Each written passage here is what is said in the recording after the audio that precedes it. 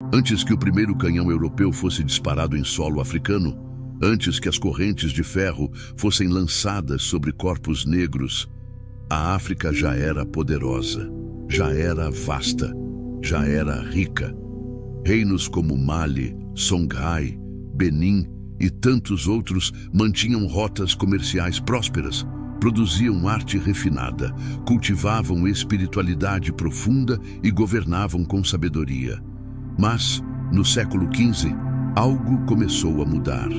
Um novo ciclo de contato se iniciava, e com ele, uma nova era de tensão, dominação e ruptura. Neste vídeo, você vai entender como os primeiros navios portugueses, impulsionados por ouro, especiarias e fé, chegaram às costas africanas e acenderam a centelha de um dos processos mais traumáticos da história da humanidade: a colonização do continente africano. E o mais importante, você vai ver que a África nunca foi um continente vazio à espera da Europa. Ela foi e sempre será um berço de civilizações. Prepare-se para uma viagem no tempo que vai desafiar o que você aprendeu nos livros e desconstruir as narrativas impostas. Se você se interessa por história de verdade, contada sem filtros coloniais, já deixa seu like, se inscreve no canal e ativa o sininho, porque essa série vai mexer com a sua visão de mundo. Quando os primeiros navios portugueses rasgaram o horizonte das águas do Atlântico e surgiram nas costas da África Ocidental, por volta do século XV, eles não encontraram um território vazio, primitivo ou isolado do restante do mundo, como tantas vezes se tentou retratar nas narrativas eurocêntricas que dominaram os livros de história por séculos. O que encontraram foi um continente pulsante, repleto de vida, de civilizações complexas e de uma história própria milenar.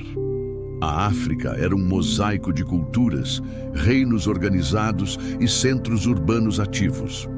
Desde as savanas do Sahel até as florestas tropicais da Guiné, existiam estruturas políticas sofisticadas, rotas comerciais bem estabelecidas e formas de espiritualidade profundamente enraizadas.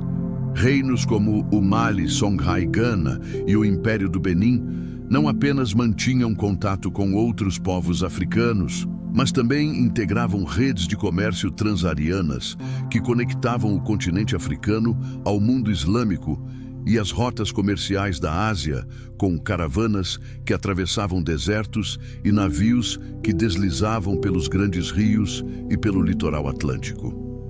Esses impérios não eram apenas receptores de cultura, eram produtores de conhecimento, arte, tecnologia e espiritualidade. A famosa cidade de Tombuctu, por exemplo, era um polo intelectual que abrigava universidades e bibliotecas que rivalizavam com qualquer centro europeu da época. Matemática, astronomia, direito islâmico, medicina e poesia eram estudados ali, atraindo estudiosos de várias partes do mundo. O ouro da região era amplamente conhecido e desejado. Era o ouro africano que abastecia os mercados do Mediterrâneo, o Império Otomano e, indiretamente, até mesmo as casas reais da Europa. Quando o imperador do Mali, Mansa Musa, viajou a Meca em 1324, sua comitiva era tão rica que espalhou ouro pelo caminho, desvalorizando temporariamente a moeda em cidades por onde passou, como o Cairo. Esse tipo de poder econômico e político fazia da África um ator relevante nos circuitos globais, mesmo antes da chegada definitiva dos europeus. Foi essa riqueza que despertou o apetite de Portugal. Com o avanço das técnicas de navegação, impulsionado pelos conhecimentos herdados dos árabes e pelos estudos do infante Dom Henrique, o chamado navegador, os portugueses deram início a uma série de expedições ao longo da costa africana. Oficialmente, a missão era cristã: converter povos pagãos, combater o Islã e difundir a fé católica. Mas por trás do verniz religioso, o verdadeiro motor dessas viagens era econômico, Portugal buscava novas rotas para alcançar as riquezas do Oriente sem depender do Mediterrâneo, que estava sob controle de potências islâmicas. O caminho para o ouro africano e, futuramente, para as especiarias asiáticas passava obrigatoriamente pela costa atlântica africana. As primeiras interações entre europeus e africanos não foram de imediato violentas ou opressoras. Os portugueses não tinham força militar suficiente para impor dominação e por isso precisaram negociar, dialogar, ceder. Foram criadas feitorias, entrepostos comerciais fortificados, que serviam como pontos de apoio para o comércio marítimo. Nesses espaços, trocavam-se tecidos, espelhos, armas e bugigangas por ouro, marfim, especiarias, peles e produtos locais. Muitas vezes, essas trocas envolviam protocolos diplomáticos, com oferendas, casamentos estratégicos e até missões diplomáticas enviadas por reis africanos à Europa. Havia respeito mútuo, embora carregado de interesse. Era uma relação de equilíbrio delicado, que, no entanto, estava prestes a se romper. Com o avanço da colonização das Américas e o surgimento das grandes plantações de cana-de-açúcar e, mais tarde, de algodão, aumentou drasticamente a demanda por mão de obra. O tráfico de escravizados passou a ser o principal eixo econômico do Atlântico. A costa africana, que antes era vista como um local de trocas de mercadorias, se converteu em uma zona de captura humana. As feitorias transformaram-se em entrepostos de tráfico, com celas subterrâneas onde milhares de africanos eram mantidos em condições desumanas antes de serem embarcados para uma vida de sofrimento nas colônias americanas. A relação entre europeus e africanos deteriorou-se rapidamente. Muitos reinos e chefes locais, diante da ameaça de invasão ou em busca de vantagens estratégicas, passaram a capturar e vender prisioneiros de guerra, ou até mesmo rivais políticos e membros de aldeias inteiras, em troca de armas de fogo-pólvora e bens de luxo. Essa dinâmica alimentou um ciclo de violência interna. Guerras foram estimuladas, alianças desfeitas, comunidades desestabilizadas. O continente africano entrou em um processo contínuo de fragmentação, incentivado pelos interesses europeus que lucravam com o caos. Ao mesmo tempo, a percepção europeia sobre os africanos começou a mudar. Se antes havia uma certa admiração pela riqueza e organização dos reinos africanos, agora predominava uma visão desumanizante. Era preciso justificar moralmente a escravização de milhões de pessoas. Foi aí que nasceu a ideologia racista moderna. Os africanos passaram a ser retratados como seres inferiores, bárbaros, incapazes de governar a si mesmos ou de contribuir com o progresso da humanidade. Missionários cristãos descreviam os nativos como almas ignorantes, perdidas, necessitadas da luz da civilização europeia. Comerciantes, militares e intelectuais reforçavam essa imagem, criando um discurso que naturalizava a violência e tornava aceitável a escravidão em nome de um suposto bem maior.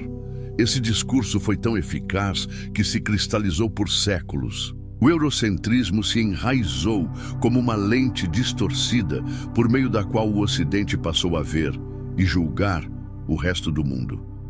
A África foi apagada dos mapas mentais da humanidade como centro de civilizações e passou a ser vista apenas como um repositório de recursos e corpos.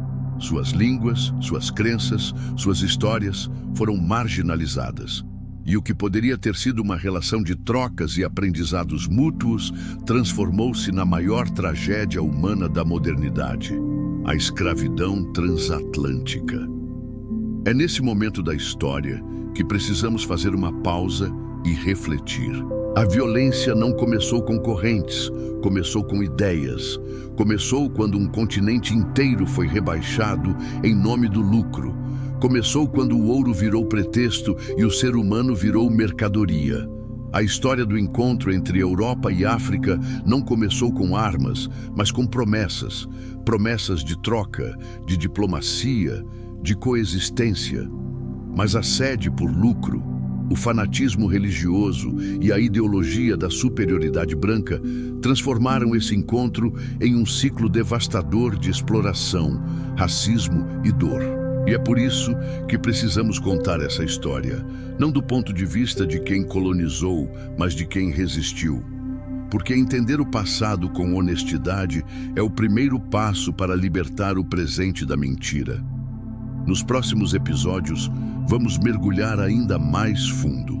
Vamos falar sobre o tráfico transatlântico, a Conferência de Berlim, os massacres coloniais, as resistências heróicas e as feridas que ainda sangram na África e na diáspora. Se você acredita que conhecimento é poder e que contar histórias reais é um ato de justiça, te convido a continuar com a gente nessa jornada.